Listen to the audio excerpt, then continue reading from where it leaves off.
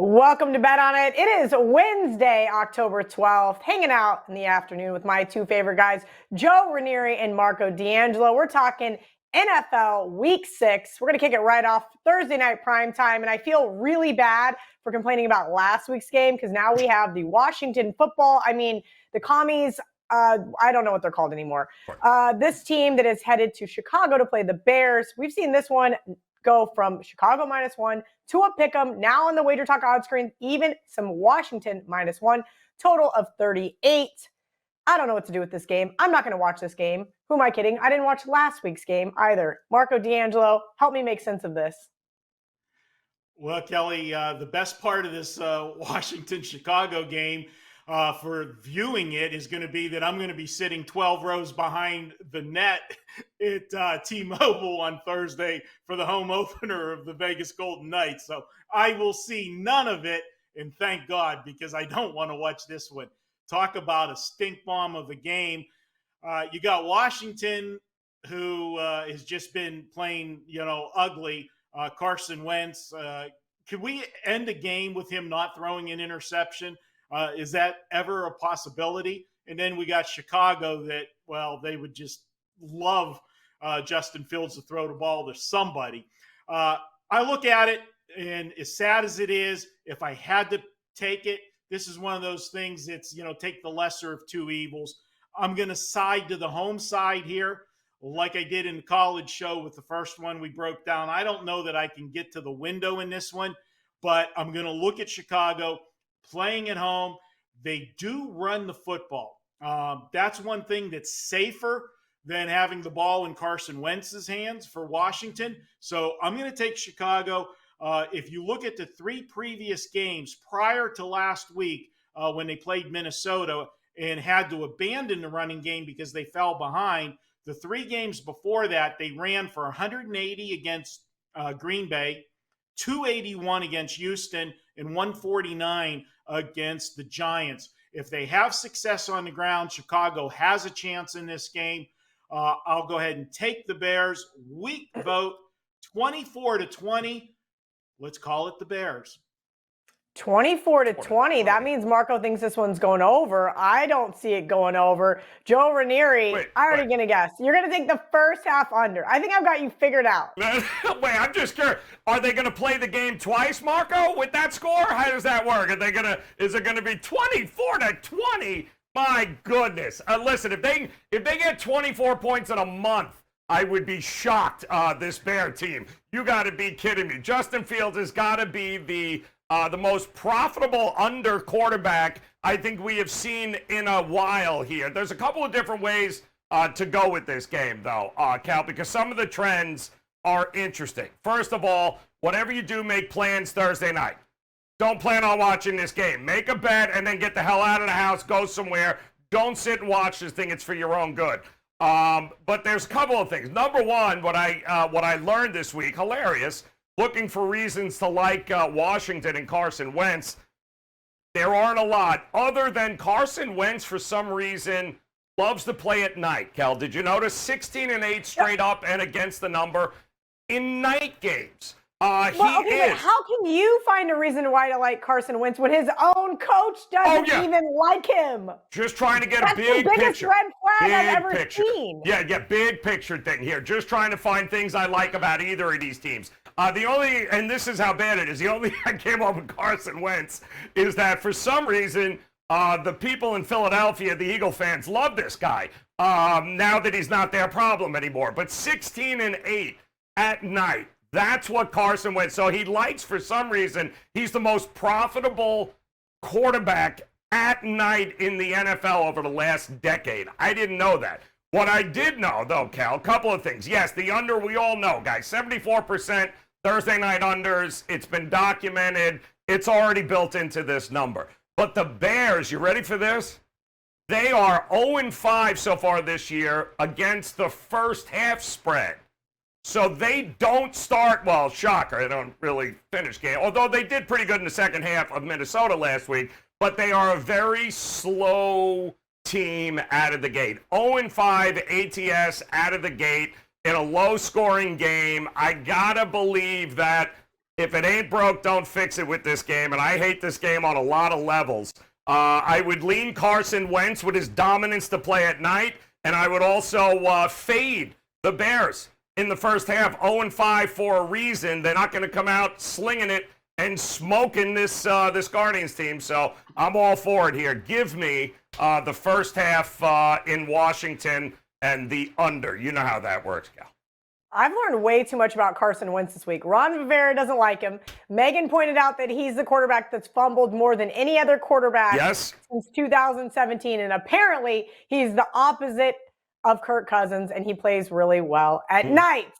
Now that we've had our fill of Carson Wentz, let's move on to Sunday night and maybe more exciting game in the NFC least that is now being named the NFC Beast. I don't know. That was probably an Eagles fan that did that one. But Dallas is a 5-point underdog at Philadelphia. There has ticked up to 5.5.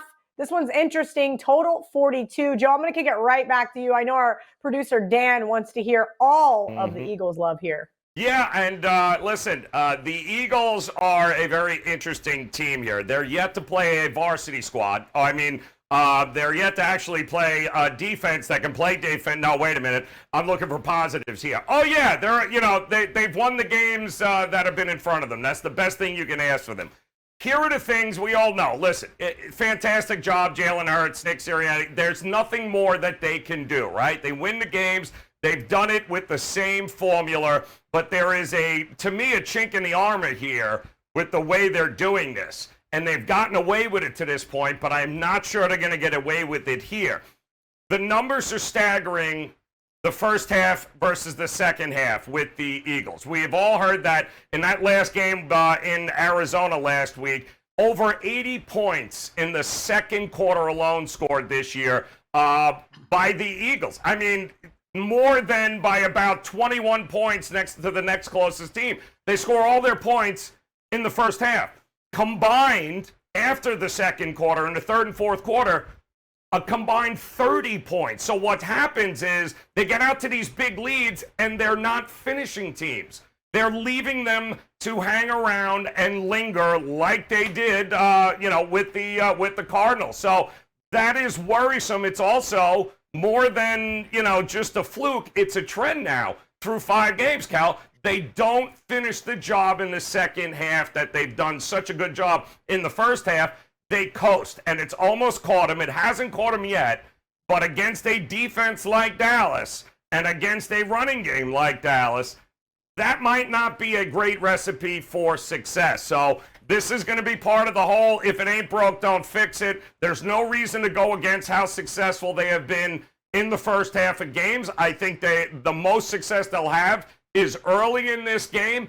I worry about them in the second half and not being able to put Dallas away if they've got them on the ropes. So I'm going to stick with the Eagles in the first half to go into halftime with a lead. And then fingers crossed, Eagle fans, because they haven't done it yet. They haven't finished the team like they should in the second half. So we'll see if they can do it against Dallas, Cal. Oh, yeah, that pick's definitely getting stolen, Joe Raineri. Marco D'Angelo, I don't know what to make of this Dallas team. There's been a lot of speculation that they haven't played a high-powered offensive team yet, whether it's Dak or Cooper Rush. We can argue that there's a 2.5-point drop-off, but I'd rather not sit the hot hand. I faded the Eagles last week, got the cash with my best bet in the Cardinals. I'm not going to have the Cowboys as my best bet this week, but they are a team I like. Are we in lockstep here, or are you going against me? I'm going to go against you. And I was just going to tell Joe with, Philly in the first half, but I'm sure there'll be other people that'll do that. Then I was going to ask my buddies, the math guys, because I really did have a legitimate math question for them, but nobody will answer my call. I must have alienated everybody in the college show. But my question to the math guys, and I'm serious, are you really telling me with what this line is that Vegas is saying that the LA Rams and the Philadelphia Eagles are a pick'em on a neutral field? Because last week, the Rams were a 5.5 favorite at home to the Dallas Cowboys. The Rams are a train wreck right now. I'm sorry. I know they're the defending Super Bowl champs, but they're not playing even like a team that can make the playoffs right now. Philadelphia is undefeated. You cannot tell me that these two teams are equal. Philly is better. I know they've played a soft schedule, but look at Dallas. They really played a tough schedule. Tampa Bay held them to 3 points. Yeah, Dak got hurt in that game, but they weren't doing anything while Dak was in there. Then they played Cincinnati, and Cincinnati is underachieved this year. The Giants have overachieved. Okay, well, give them that. Washington's a train wreck. And then I just, bam basted the Rams in the way they're playing. So I'm looking at this one, and I like Philadelphia here. I wish we would have got Dak back. I would have liked it even more. I know that doesn't make sense, but I would have. I think Philly's going to ride the rush here. Excuse me, no pun intended there. Nice. But this team is playing well. They're running the football, which is setting up the passing game. They're hard to defend, and this is a division game for them. They did what they had to do last week. They went into Arizona. They took care of business. They got in and they got out. It wasn't flashy. Dare I say, were they slightly looking ahead to this showdown? Possible. But this is a spot where I like them here. They're going to make a statement. National audience, they got something to prove because everybody is knocking their schedule. You can only play who's in front of you, as the saying goes. And this Sunday, that who is the Cowboys. And I like Philly. I'm going to lay the points. I'm calling it Philly 27-17. All right, those divisional underdogs barked all last weekend, and I think they might still be barking Now, this let me weekend. ask you a question, Marco, though. If Dak is announced Thursday, Friday, what happens to this line?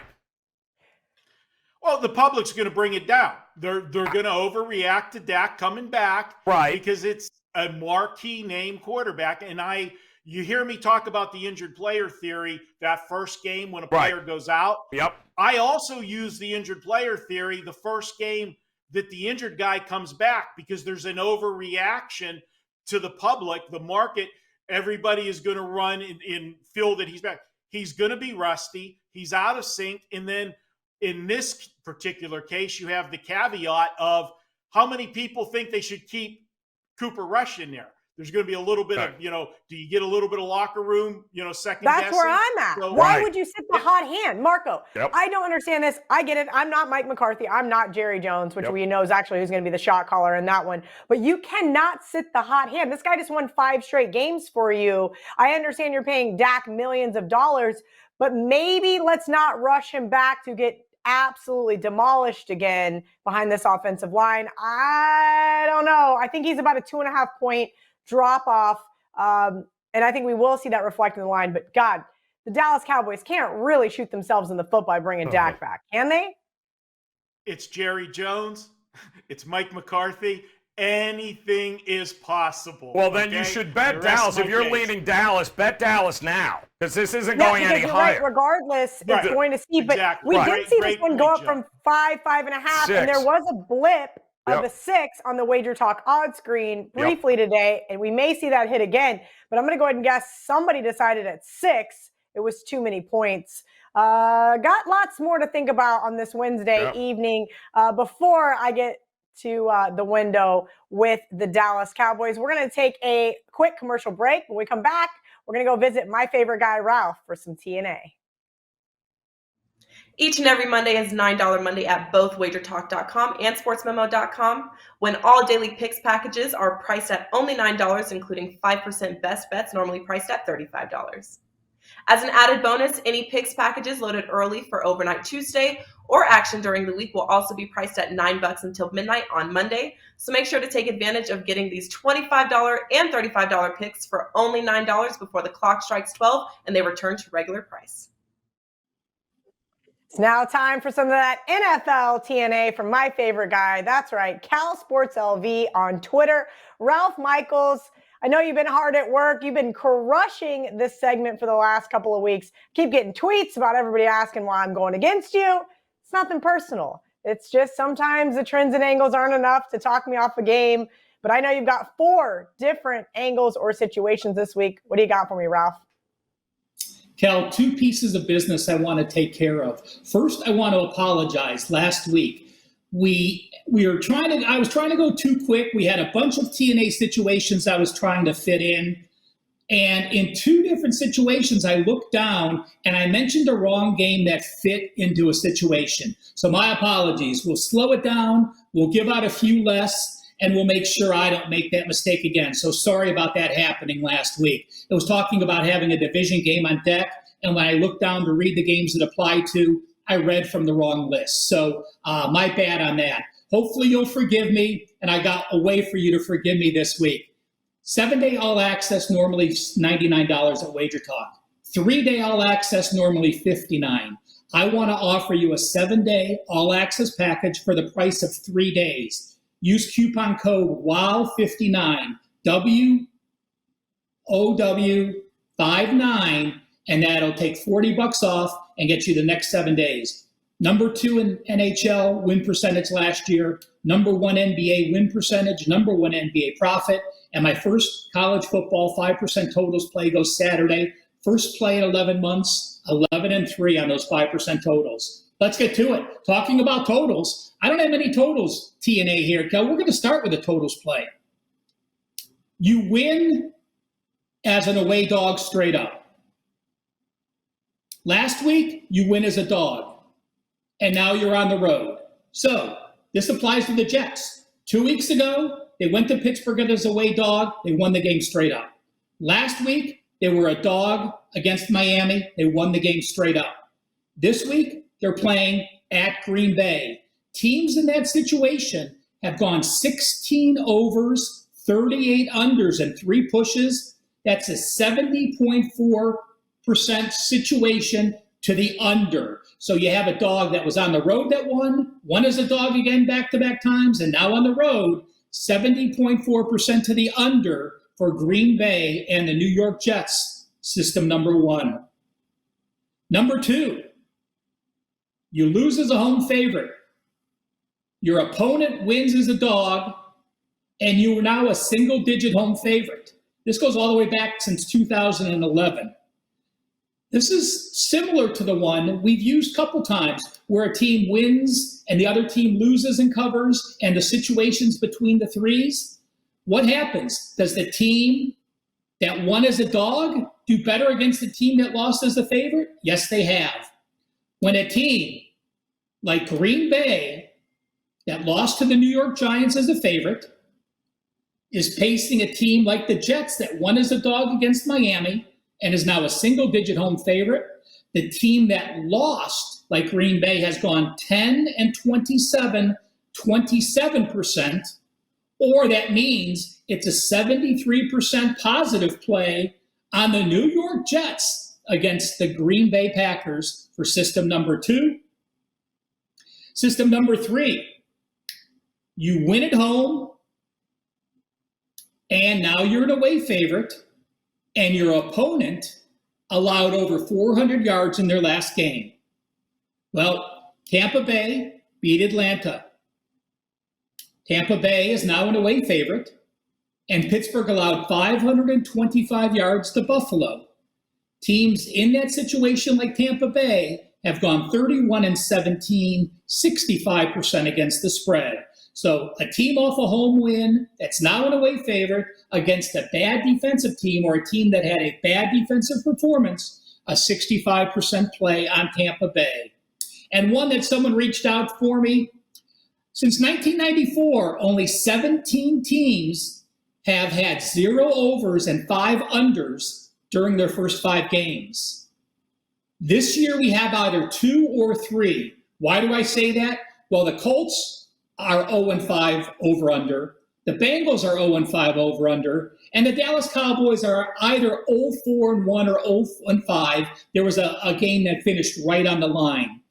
It's only happened 17 times. Those teams that are 0-5 over-under have actually gone 10-5-2 ATS, 67%. And they've gone 11-6 to the over, 64.5%.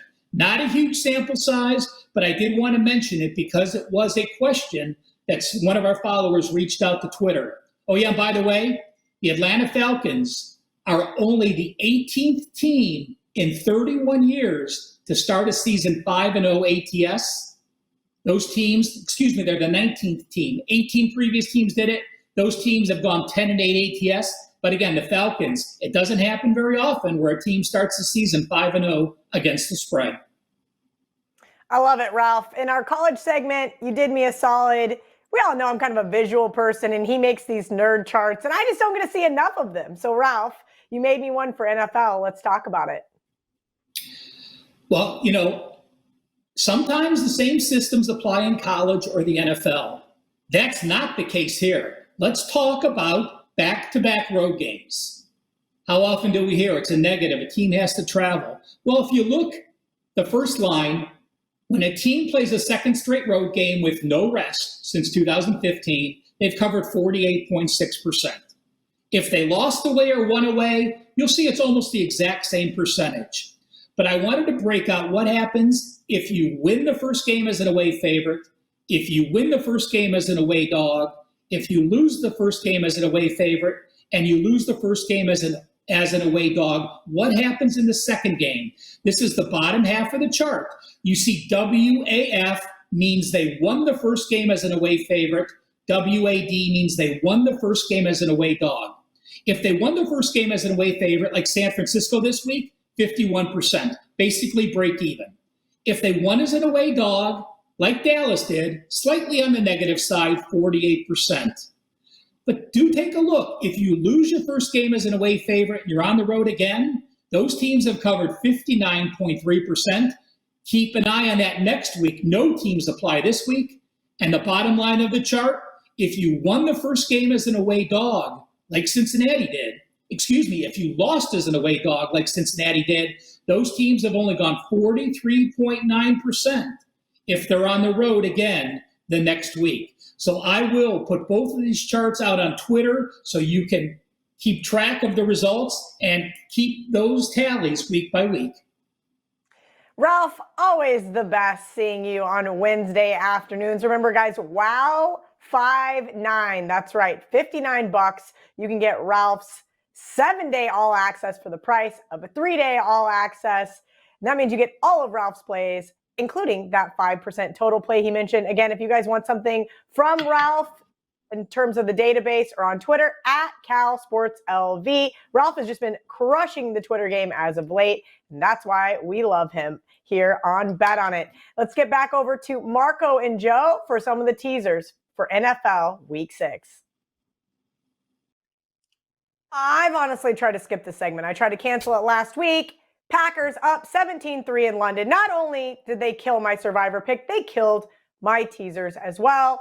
Why are we doing this? Why are we subjecting ourselves to the worst teaser year on the planet? Also, I feel very bad for you, kind of. But if you had the Chiefs and you teased them down to 1 on Monday night, that was probably really painful. That being said, Marco D'Angelo, give me something here. I'm not betting these teasers anymore. I'm done. I have to just say, okay, I'll take my L, or lots of them, for this year, and I'm just going to cash it in. Are we going to see some regression to the mean sometime? Well, it has to, Kelly. This has been such a good angle, using the Wong teasers, getting the right spots, low totals, teasing, up through 7. You don't abandon it for a short sample size. That's what we talk about all the time. I'm going to stay the course. We've got Tampa Bay playing my Pittsburgh Steelers, who right now, they are just one hot mess, okay?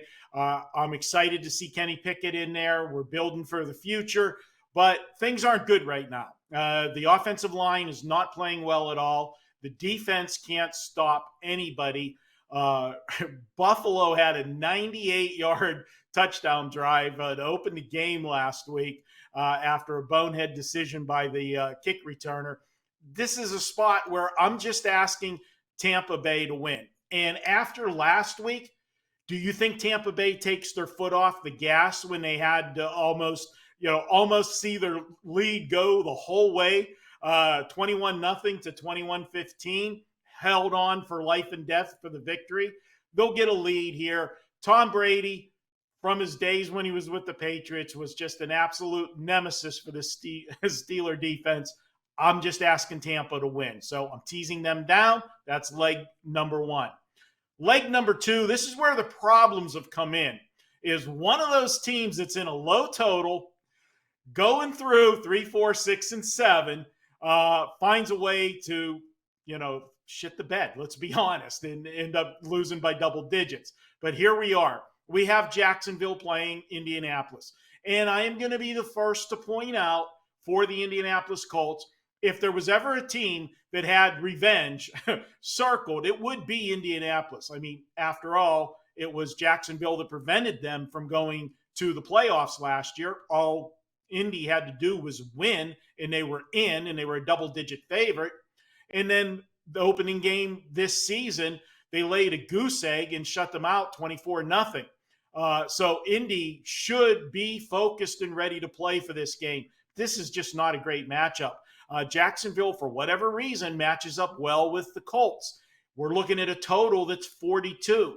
We're looking at a team, if you watched the Thursday night football game last week, can't score. They settled for 4 field goals to get the win, 12-9. How do they win by double digits? They shouldn't. And that's why I've got Jacksonville plus the points here, who themselves laid an egg last week against Houston, the team that kind of has their number. Let's go ahead, take Jacksonville and Tampa Bay in a traditional teaser, and let's see if we can get this one home. Golly, Marco.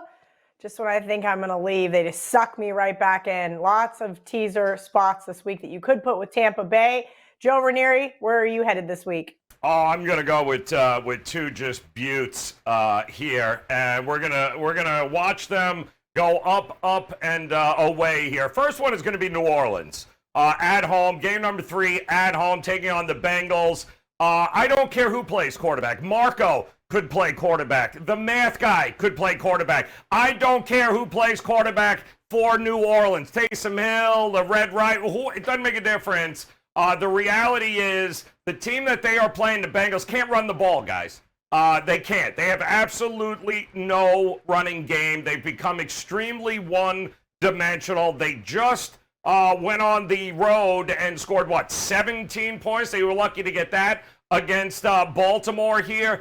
I don't get it. Now, granted, they've been money to the unders, this being Cincinnati, which is even more reason. You're going to give me a low total, and you're going to anticipate, the Bengals winning more than 8? I don't think so here. I think they're getting healthy at home. Alvin Kamara looked much, much better last week. Now he's getting back into rhythm. They're getting a few more pieces on the defensive side back. I think, the Saints, I like them a little sprinkle on the money line to win this game outright. So the fact that I can get them at +8 at home, they've got to be one leg. And the other leg has got to be the team that nobody can stop from scoring. They can't stop anybody from scoring either. But the Seattle Seahawks are absolutely a team that is perfect here. Listen, we've already seen Arizona. They're not beating anybody by double digits. You got to be kidding me here. Every game that they have had requires them to make this ridiculous comeback in the second half. I don't see that changes here. Seattle at home, 8.5 points right now with Geno Smith and that offense being much better than the market gives them credit for. They're never not going to be able to score points, especially against Arizona. So, granted, they can't stop. It's going to be another shootout, 55, 58 points, somewhere in there. And I'll take the 8.5 with Seattle, and I love the 8 points with New Orleans. That's the teaser I'm going with.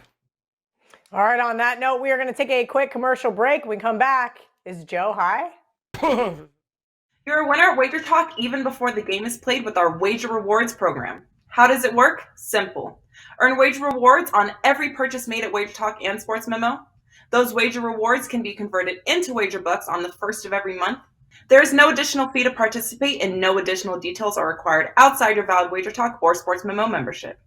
On the first of each month, 5% of your Wager Rewards will be converted to Wager Bucks, which are available to purchase on all future purchases. Doesn't it feel good to be part of a rewards program with no additional hoops? Welcome back to Bet On It. Every week I ask Mr. Raineri, are you high? And that is because sometimes these totals are too high and sometimes they're not high enough. Joe Ranieri, what do you have for us this week? Should we smoke a little more? Oh, well, yeah, we do. We ain't high enough here. I'm keeping receipts here from this because I'm looking at the Patriots and the Browns, and I'm wondering, wow, it ain't high enough here at 42.5. And I get it. It's Bailey Zappi. Is it going to be Mac Jones? It's going to be Bailey Zappi. Of course, with Cleveland, you got to go, really? That defense? Isn't that... No, the defense is trash with Cleveland. You know what the real trashy part about the Cleveland Browns defense is? Their running defense. Have you seen what running teams... Let's just take the Chargers, for instance, last week. They were single-handedly coming into that game one of the worst rushing teams in the NFL. And we keep hearing about, wow, we're supposed to have this great defense of the Browns. They're better than... No, they're not. They're terrible. And they continue to get gashed on the ground. And wouldn't you know it, the team they're about to play this week, the New England Patriots, they're pretty darn good rushing the ball. Not to mention Bailey Zappi has been nothing short of impressive as a rookie. But that's good coaching because what Belichick does better than any other coach is he puts guys in a position to be successful. He doesn't ask Zappi to do too much. He doesn't put it all on there. He knows he's going to be able to run the ball against this Browns team. Now, conversely, the Browns offensively, their drives, 45% of their drives, Cal, it's amazing. 45% of their drives end up in the opponent's red zone, which is huge. The only team higher than them is Kansas City, which does it at about 47.5%, 48%. So I get two defenses that aren't great by any stretch of the imagination, two defenses that can't stop the run in a game in which the total is 42.5. Now, granted, we've seen Jacoby Brissett complete some amazing passes to the other team, but he can also actually complete some passes to his own team. So I think we're going to get nothing but points in this game. This is going to be a much higher shootout than the 42.5 is showing us. Expect a lot of success running the ball. Expect some success in the red zone. And Bailey Zappi, if he in fact is the one going here, or Mac Jones for that matter, the formula is the same. Run the ball down their throat with success, which is exactly what they're going to have, Cal. So as far as I'm concerned, I ain't nearly high enough here with the Browns and the Patriots over 42.5. All right, Marco. Trap game has been kind of gone for a while here. I feel like the deli's been open. Business is going good. Business is booming. What's going on here? You make tasty sandwiches and people eat them and they cash them. We're going to keep them coming. And we've got a big sandwich spot here. And we're going to take a look at the New York Football Giants, the 4-1 Football Giants. And I know when you look at this game, the knee-jerk reaction might be, hey, the Giants played in London last week. They got an upset win over Green Bay. You know, is this a flat spot? Well, because there is no flat spots in the NFL, we're not going to worry about that. All kidding aside, it is a flat spot for Baltimore. I'm going to ride the momentum of the Giants. They've got a new coach and a new attitude. This team's playing well, and they're getting really good play from the offensive line. And it's that offensive line that has fueled the Giants to the number 2 rushing offense in the NFL. Think about that for a minute. Before, the Giants never could run the football. They're rushing the football. And how many times have we said it? If you got a good rushing game, it's going to make your quarterback better. And I didn't think I would say that involving Daniel Jones, but he's played better. It's easy when you've got a good running game. Now let's look at Baltimore. This Baltimore team is coming off back-to-back big games. 2 weeks ago, they played Buffalo in a game in which they blew the lead in the second half. A very questionable decision by Harbaugh late in that game cost them a potential tie, and they lose 23-20. Then last week, Sunday Night Football, they played their biggest rival currently. We know the Steelers in Baltimore is the big rivalry, but as far as the division goes right now, Cincinnati's the team that was supposed to win this division. They went to the Super Bowl last year. They beat them at home 19-17. Once again, Harbaugh made a couple questionable decisions coaching-wise, but he was able to escape with the win by 2 points. Now they got to go on the road, but look who they have next week. Division rival, Cleveland. This is a major sandwich spot for them. It's the one game out of the 4-game stretch that I just talked about that's the least important on the schedule. I talk about that all the time. When it comes down to tiebreakers at the end of the year, the game that has the least value to it is a road game against a non-conference foe. That is what they're doing here, playing the Giants. I'm going to go ahead. I'm going to take the Giants. They're a live home dog. I've got them winning this game outright, so we got a little sprinkle material. Go ahead, take the Giants 27-23. That is my sandwich game of the week. Marco, I was so close to making this my best bet, but guess who has not been on the right side of the Ravens games all year long? And I'm definitely not going to step in front of him here, but great angle there by you. Hopefully that nice foot long gets us through the weekend. Joe Raineri, barking dog time.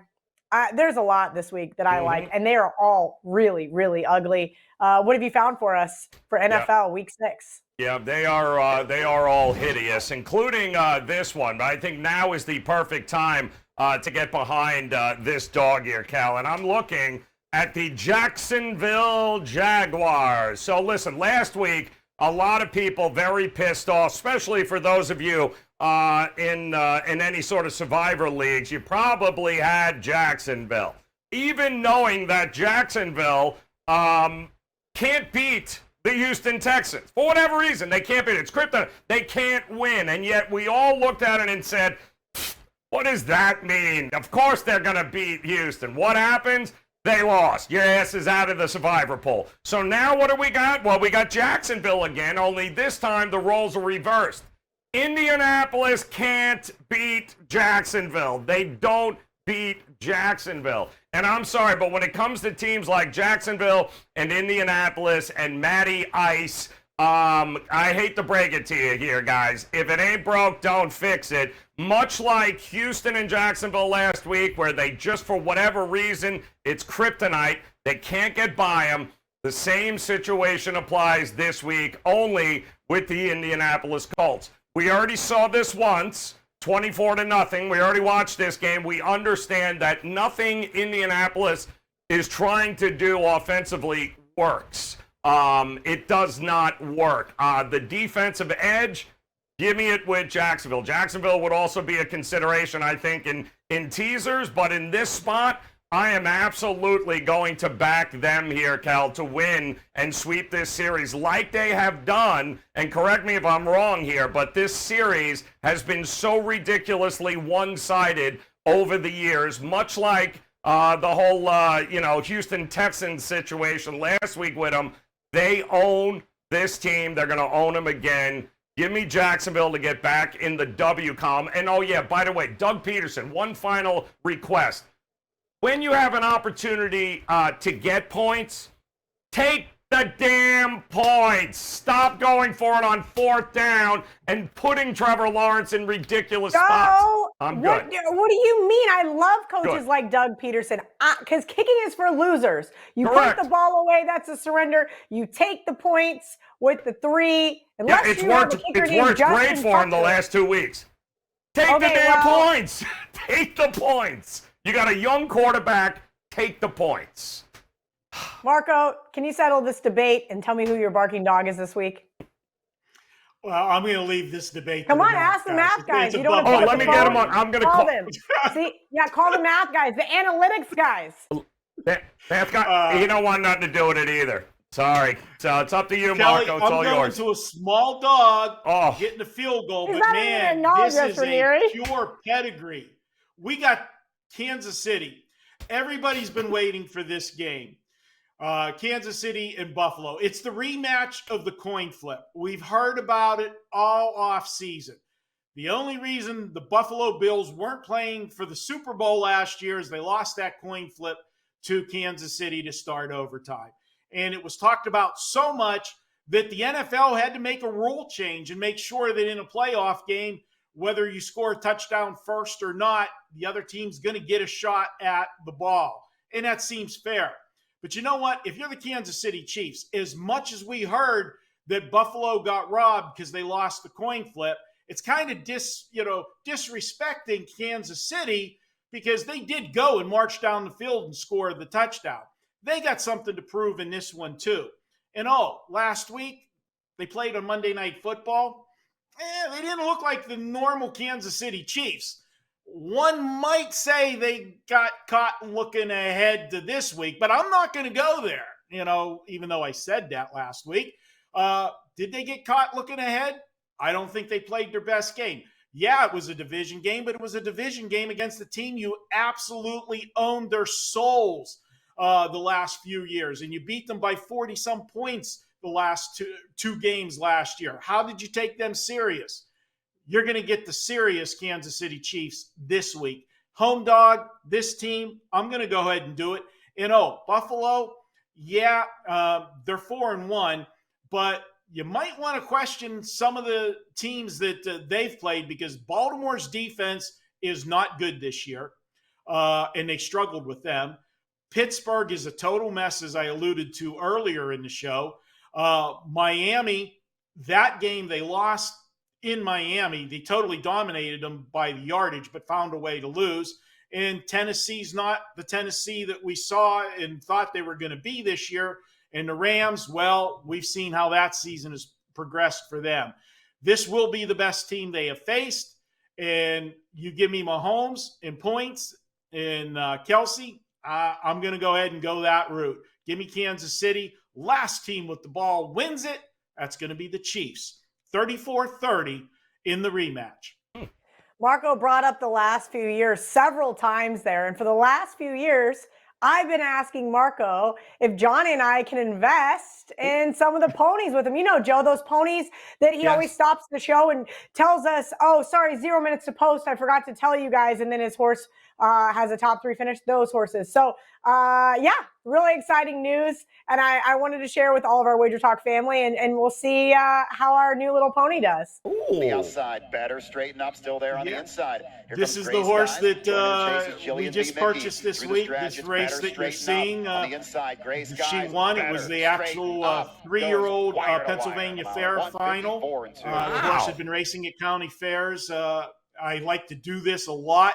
Buy a horse after they're done with their fair season and bring them to a pari-mutuel track. And you two have been wanting to get in on a horse, so we brought you along on this one. And I think really this is all Joe's fault because Joe got tired of not getting text, knowing he will get a text from you, get a text from Johnny. And I can tell you, this is a small racetrack.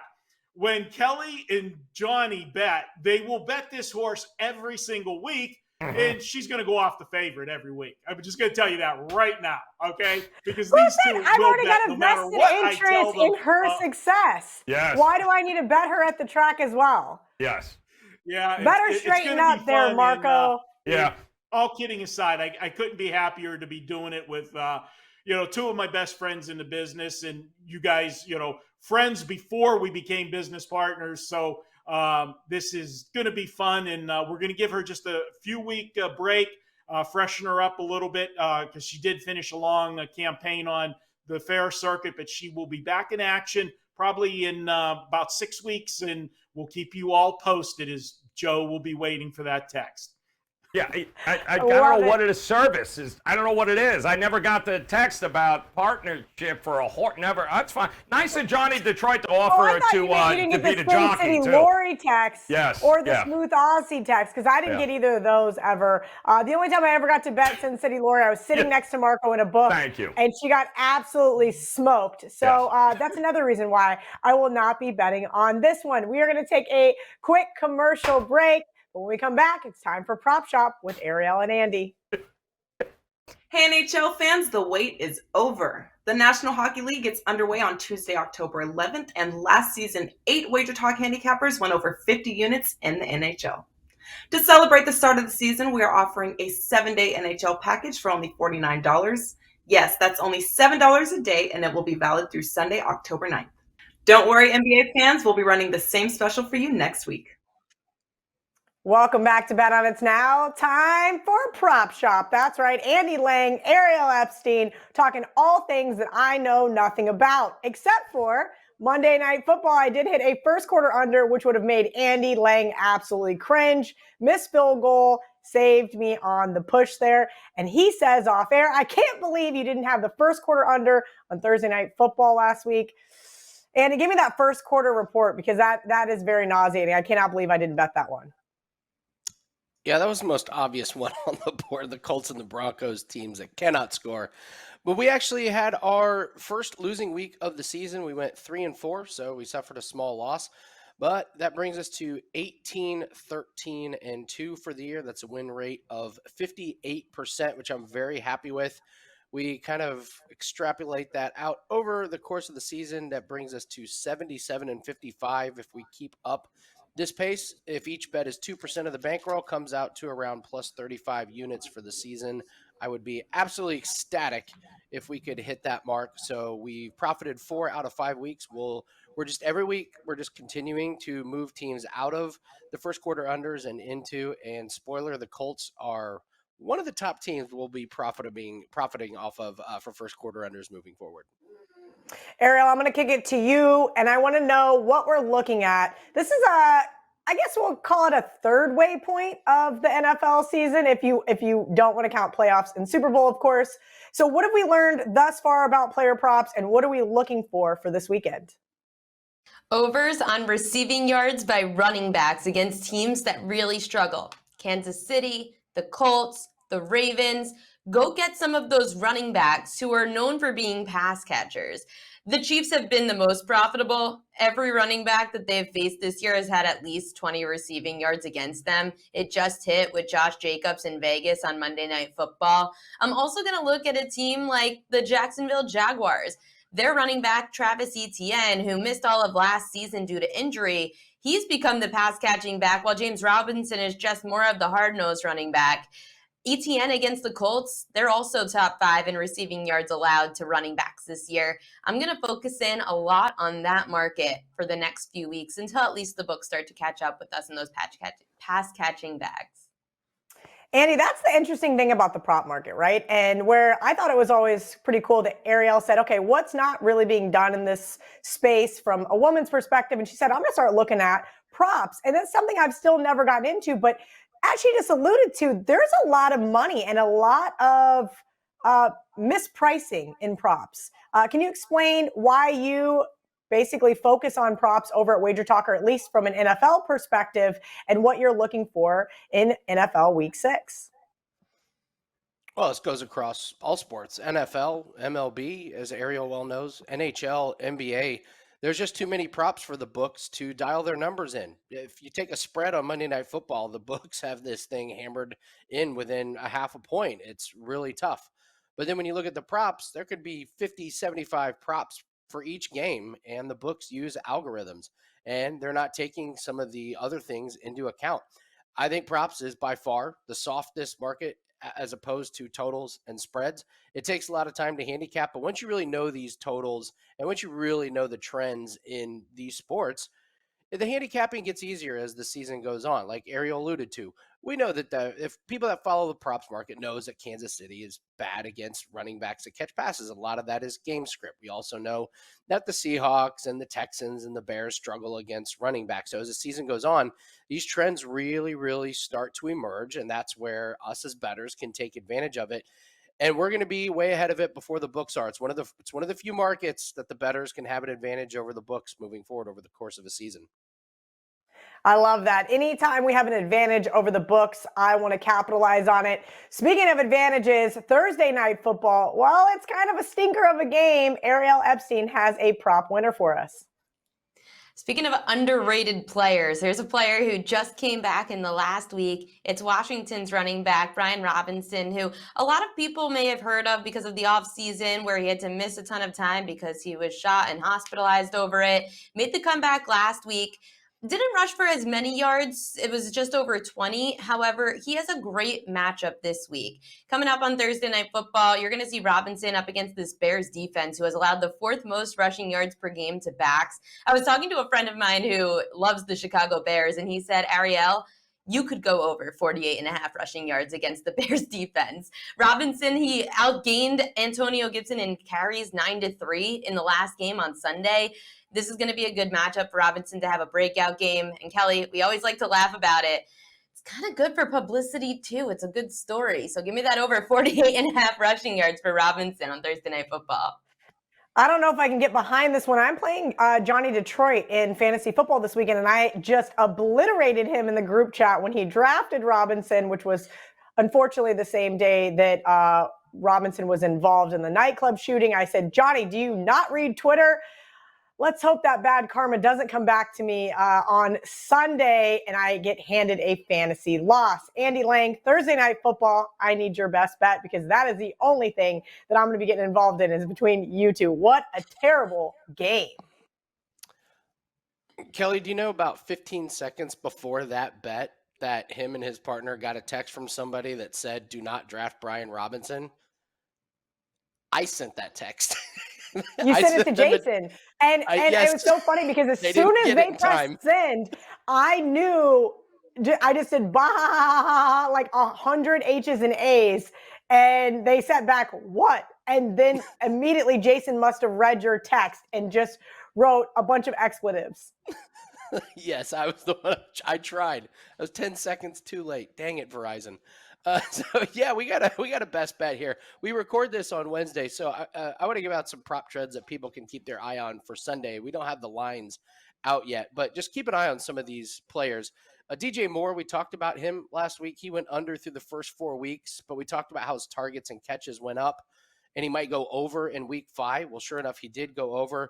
They have a quarterback change, but honestly, the replacement quarterback can't be much worse than Baker Mayfield. So DJ Moore is a guy to keep an eye on that he may be moving from unders to overs. Chase Claypool, he finally went over. He went under his receiving total in all games that Mitch Trubisky started, but then he goes over in the game Kenny Pickett starts, so keep an eye on that one. Here's an interesting one. Devin Singletary. Ariel did a great job talking about some of these running backs and their receiving totals. So Singletary stayed way under his receiving totals in the 3 blowout games that the Jets have had. He went for 14 yards, 2 yards, and 4 yards. But he flew over his receiving total in both games that were one-score games. He went for 78 and 47.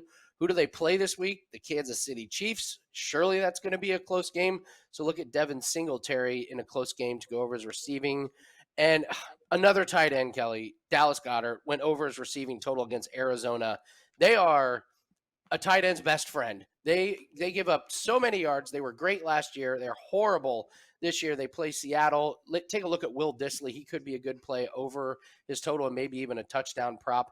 And I mentioned my Colts, my Indianapolis Colts. They are the only team to never go over their team total this year so far. They're 0-5 on the over, 5-0 to the under. Their total is 21.5 against Jacksonville, so take a look at that one for Sunday. As for Thursday best bet, I'm going to go to a play that is yet to hit this year.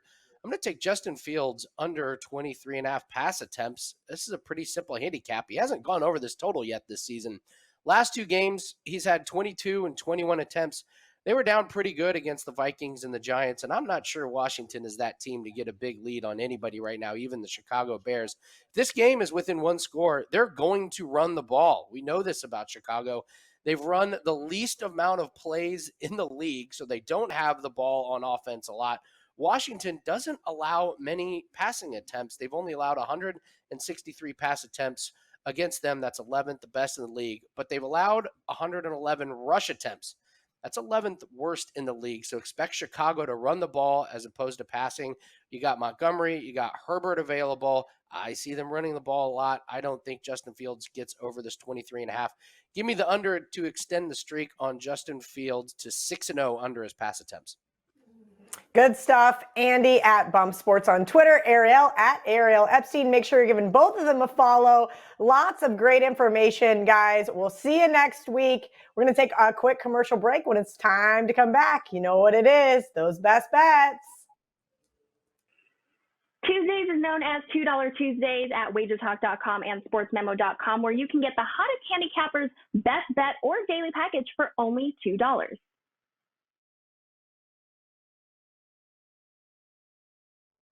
Welcome back to Bet On. It's now time for best bets. And this week was hard for me to find a best bet. I know my best bets in the NFL have been really great historically. But as VR used to say, sometimes it's hard to quantify which one is best. I will have a full card out for you guys on Sunday morning per usual, but I narrowed it down. And I'm going to take the Saints plus 1.5. We know what we're getting with this Saints team. As Joe mentioned, whether it's Taysom Hill, whether it's Jameis Winston, or whether it's Andy Dalton, there's not much of a drop-off here.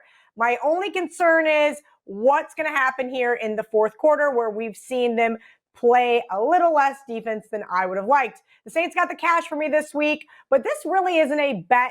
Last week, but this really isn't a bet on the Saints. This is a bet against the Bengals, coming off that really hard-fought defensive battle versus the Ravens. They lose T. Higgins to an ankle injury. Now Jamar Chase is being double-teamed. Joe Burrow still getting pressured a ton by opposing defenses, and that is the key here. I do think Joe is going to spend a lot of his day on his ass, and that is what I'm banking on here, taking the better defense plus the points, Saints plus 1.5.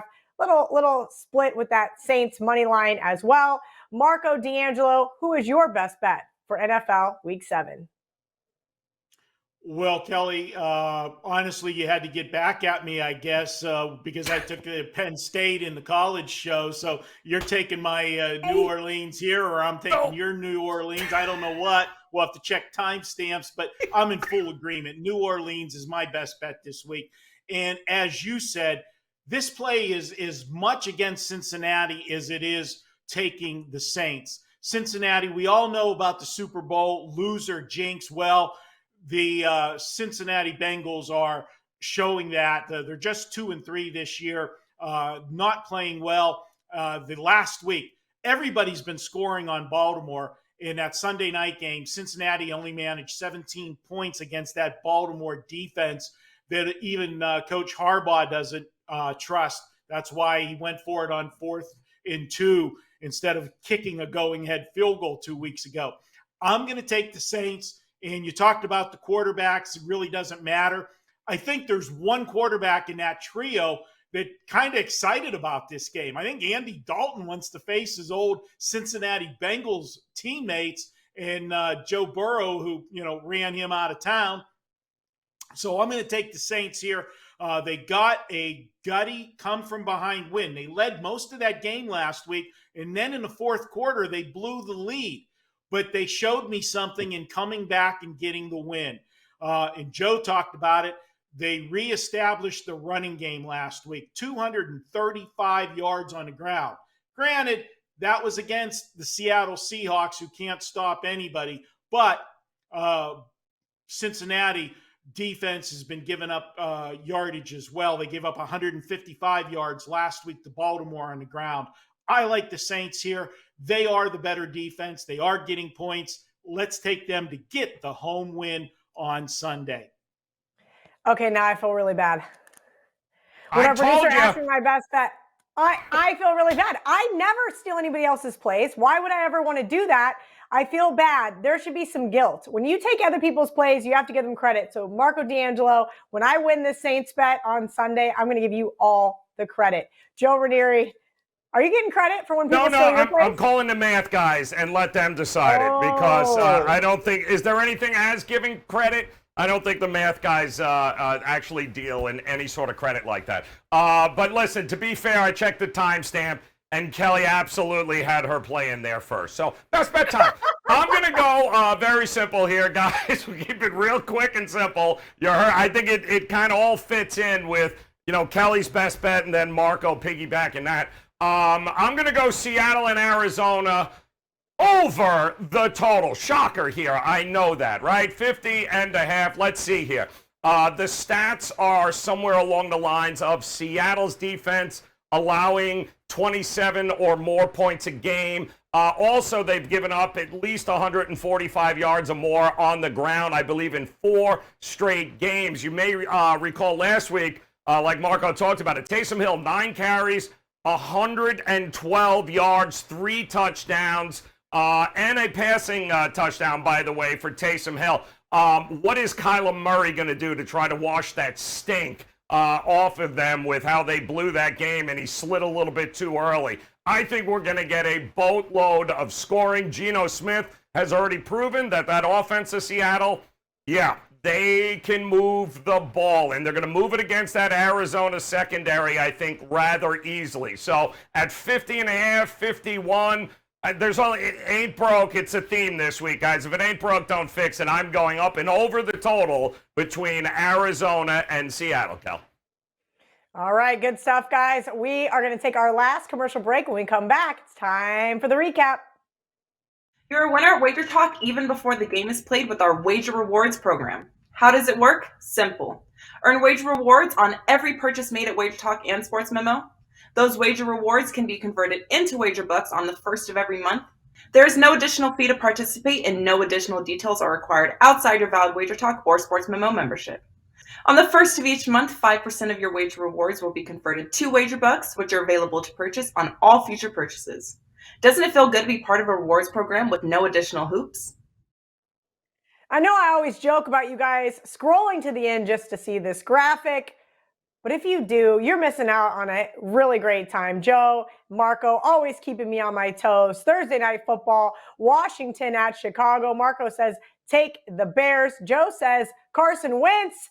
Hello, one of the best primetime quarterbacks that have ever lived. Take them in the first half. Dallas at Philadelphia. The guys and I are against each other, kind of. Joe says, take Philadelphia in the first half, -3. Marco says he'll lay the 6 with Philadelphia. 6-0 as home favorites. What could go wrong with the Eagles producer, Dan, that's in my ear? Teasers, I'm done with teasers, so we're not even going to talk about that. Don't forget, show some discipline. Stop betting these trash teasers. Are you high? New England, Cleveland, over 42.5. Joe says is not high enough. The deli has been really, really good lately. And this sandwich is pretty tasty. I like the New York Giants +5.5 as well. Barking Dogs, Jacksonville +2.5 for Joe. Kansas City for Marco. Speaking of Marco, I stole his best bet. It was on accident, I swear. New Orleans +2 for both of us. And Joe says, don't overthink it. Bet the over. Arizona and Seattle over 50.5 from Joe, Marco, Ralph, Ariel, and Andy. Whoa, it's been a hell of a show today. Until next week, Monday Night Football edition. We will see you guys then. Until then, let's bet on it.